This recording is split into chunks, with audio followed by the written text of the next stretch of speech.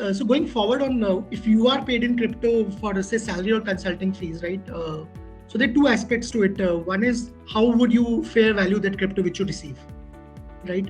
So you would typically have a contract with the employer where your salary would be decided, and similarly you'll have contract with a service recipient where your I would say compensation for a consulting assignment which you do would be decided. So those two figures are frozen in that sense. So from what it comes right now is that, and it's a hypothetical situation right now. We are not very close to these situations. So what would typically happen is that those figures which are decided is something which becomes your salary income or consulting income, which is a normal business income you have. But then the question comes that what is the fair value of the crypto which you receive is higher or lower than this particular, I would say, figure which you had decided in terms of receiving your salary or consulting fees. So what I can gather is that if it is more than the consulting fee or the salary which we are talking about, then section 56(2)(10) kicks in.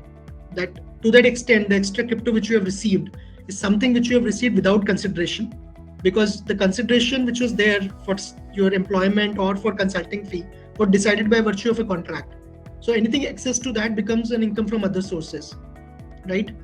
Now, then if you sell this crypto, then again you get into complications of how that would be taxed, because when they are talking about cost of acquisition, that is not defined anywhere. There's no rule which says that the earlier part of the transaction where you paid taxes as salary or consulting income is something which becomes your cost of acquisition. Logically, that should be the case, but we don't have provisions to that effect, at least right now in the Income Tax Act. And I think precisely the reason for that is that they don't see, when they were taxing it more as an asset rather than a mode of payment. And that is why we don't have those provisions as of now in the Income Tax Act. If it is lower than the contracted fee, anybody's guess, to be very honest, because the income had already accrued to you to some extent in terms of the contract you had. What you ended up receiving in crypto had a fair value less than that.